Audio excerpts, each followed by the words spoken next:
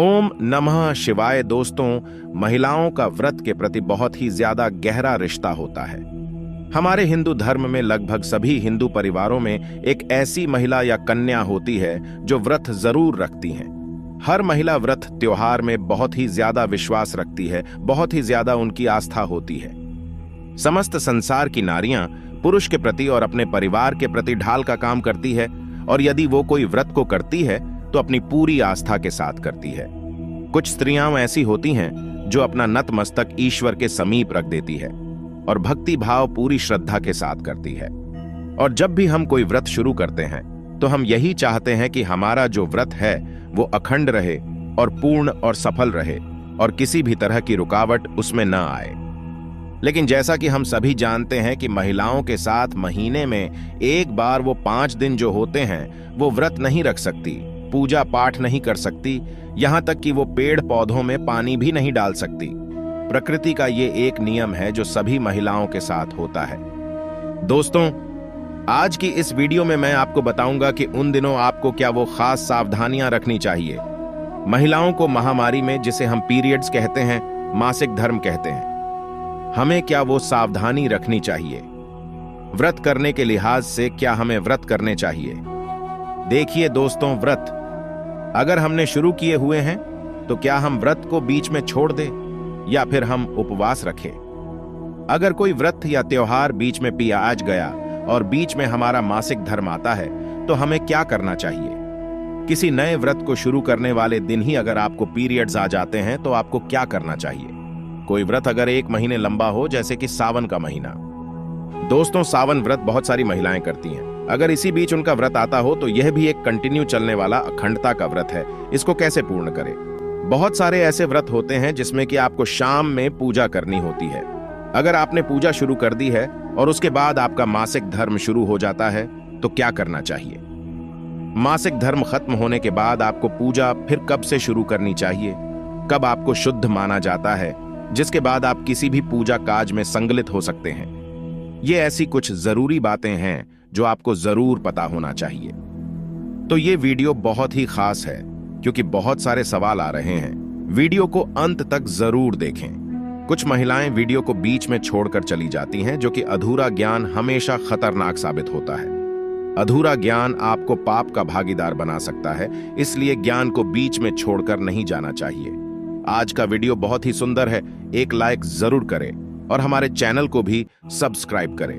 अगर आप भगवान शिव की कृपा अपने जीवन में प्राप्त करना चाहते हैं तो कमेंट बॉक्स में सच्चे दिल से लिखें, हर हर महादेव, ओम नमः शिवाय। दोस्तों, सावन के इस पावन महीने में तमाम महिलाएं व्रत कर रही हैं। चाहे वो मंगला गौरी व्रत हो, चाहे वो सावन का सोमवार व्रत कर रही हो। 16 सोमवार व्रत महिलाएं शुरू करती हैं। वह कुंवारी कन्या भी शुरू करती है। तो वो अगर शुरू कर रही है, चाहे हम प्रदोष व्रत शुरू करना चाहते हो। तो दोस्तों, इस तरह की जो परेशानी होती है मासिक धर्म से जुड़ी हुई, तो आपको बता दें, पीरियड्स महीने में एक बार ही आते हैं। और कोई भी अगर पूरे महीने का व्रत है या कोई लंबा अखंड व्रत है, उसमें आपको ये परेशानी झेलनी ही पड़ती है।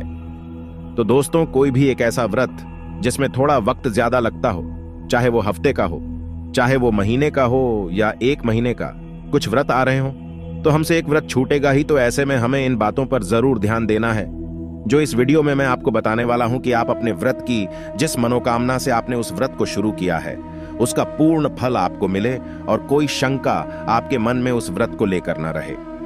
दोस्तों, आपको बता दें, आपको सबसे पहले कि अगर आप किसी व्रत को शुरू कर लेते हैं, जैसे सुबह आपने सावन सोमवार का व्रत शुरू किया और आपको पूजा के बाद पीरियड्स आ जाता है, तो आपको क्या करना है।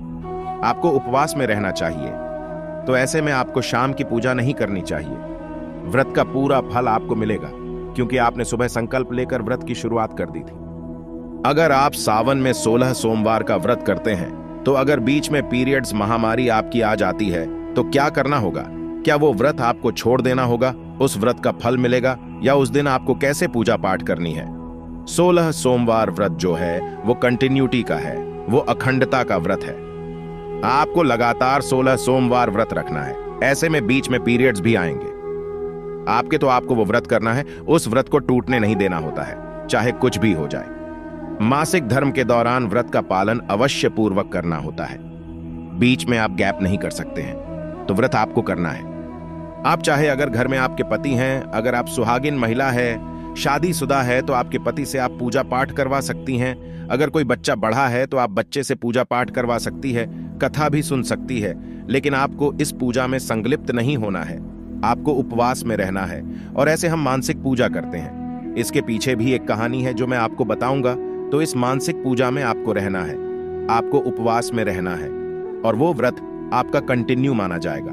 व्रत अखंड रहेगा और आपको पूर्ण फल जिस मनोकामना से आप कर रहे हैं, 16 सोमवार का व्रत, वो आपको मिलेगा ही मिलेगा। आप सावन के व्रत कर रहे हैं लगातार महीने भर के। कई महिलाएं व्रत करती हैं, फलाहार पर रहती हैं, हर दिन भगवान शिव की माता पार्वती की पूजा आराधना में रहती है। तो ऐसे में अगर बीच में उनके मासिक धर्म महामारी शुरू होती है, तब वो क्या करे? दोस्तों, वो 5 दिन इसमें भी कुछ विरोधाभास, कई तरह की बातें निकल करके आती है कि क्या हम उन 5 दिनों में शुद्ध होते हैं या फिर अशुद्ध। आप कोई भी व्रत कर रहे हैं या 6 दिनों में या फिर 7 दिनों में, वो भी मैं आपको बताऊंगा। लेकिन आपको उन दिनों, जिन दिनों आपका पीरियड चल रहा है, उस समय आपको मंदिर नहीं जाना है, घर में भी पूजा नहीं करनी है और भगवान को छूना भी नहीं है। लेकिन आप उपवास में रहेंगे, आप मानसिक व्रत में रहेंगे, आप मन ही मन भगवान भोलेनाथ का, माता पार्वती का सुमिरण जरूर करते रहे। व्रत आपका ऐसे भी पूर्ण माना जाएगा, व्रत खंडित नहीं होता है। दोस्तों, मासिक धर्म में जो आपके वस्त्र होते हैं तो वो मैले हो जाते हैं, आप अपवित्र हो जाते हैं। इसी कारण पूजा पाठ करने के लिए, ईश्वर को छूने के लिए सख्त से सख्त मना किया जाता है। जरा सोचिए, जब आपके कपड़े गंदे होंगे तब आप पूजा करेंगे, बिल्कुल भी नहीं, घोर पाप लगेगा। पूजा पाठ करने के लिए आप अपने साफ वस्त्र ढूंढते हैं, जो धुले होते हैं, जो मैले नहीं होते। इसलिए जब आपको मासिक धर्म पीड़ा होगी तब आपके सभी वस्त्र मैले हो जाते हैं और आप उस वक्त पीड़ा में होती है। इसलिए मंदिर जाना, धार्मिक यात्राएं करना सख्त से सख्त मना किया जाता है। दोस्तों, मासिक धर्म के दौरान कभी किसी दूसरे व्यक्ति के घर में नहीं जाना चाहिए। इससे उस व्यक्ति का घर अपवित्र हो सकता है, नकारात्मकता उस घर में आ सकती है। ऐसी अवस्था पर घर पर ही रहें तो ज्यादा अच्छा है। लेकिन इस भाग दौड़ भरी जिंदगी में मासिक धर्म को भी छोटा कर दिया गया है, यानी इग्नोर कर दिया गया है, जो कि गलत माना जाता है। दोस्तों, यदि मान लीजिए नवरात्रों के 9 दिनों के बीच में आपको मासिक धर्म आ जाए, तब आप क्या करेंगे?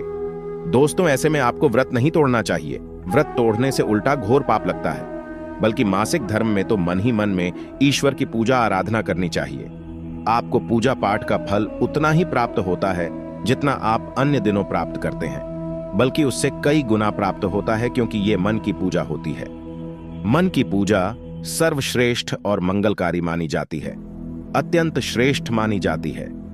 दोस्तों, अगर मान लीजिए आपको मासिक धर्म 4 दिन का आता है, तो आप 5वें दिन स्नान करेंगे और 6ठे दिन भगवान की मूर्ति आदि छू सकते हैं। आप कोई भी कार्य कर सकते हैं। यदि 5वें दिन ऐसा होता है तो आप 7वें दिन भगवान की मूर्ति आदि को छुए और पेड़ पौधों में जल भी डाल सकते हैं। मासिक धर्म के दौरान पेड़ पौधों में पानी नहीं डाला जाता, इससे पेड़ सूख जाते हैं। अचार भी नहीं छुआ जाता, अचार खराब हो जाता है। यदि आपको लगता है आपके छूने से अचार सही है, पर खा सकते हैं, लेकिन बहुत दूषित हो चुका है, इससे आप अंदर ही अंदर बीमार पड़ सकते हैं। इसलिए नियम तो मानना ही जरूरी है। हमारे ऋषि मुनि बताते हैं, शास्त्रों में इसका उल्लेख भी पाया गया है कि जो व्यक्ति सच्चे हृदय से मन ही मन में ईश्वर की पूजा करता है, उन्हें मानता है, तो ऐसे व्यक्ति को सिद्धि की प्राप्ति जल्दी होती है।